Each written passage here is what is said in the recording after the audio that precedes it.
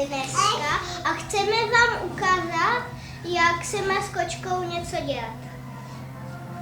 Víš? Takže naše kočka má ta rada za ouškem. A takhle má to ucho, takže znamená, že to má tady rada.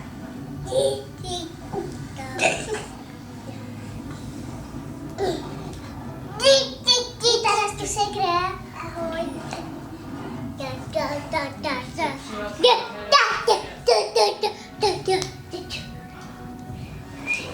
Tak a tady má tlapičku. A tady mají černou a růžovou. Takže znamená, že se jim může někteří poznat.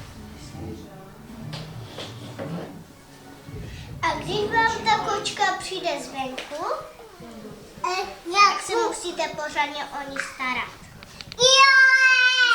Začít dávat jídlo, aby kdo by chtěl, tak aby měl tu kočku. Kdyby se vám líbila naše, možná i přijde k vám ta stejná. Že? A my máme holku. Ahoj. Tak pos.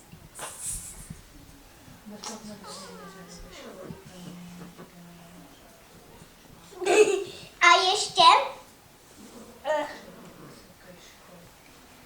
to ouško má takové trochu růžové. Tady vevnitř. To mají asi některé všechny kočky. Drápky má takové jemňoučké a je úplně jedno jako pírko.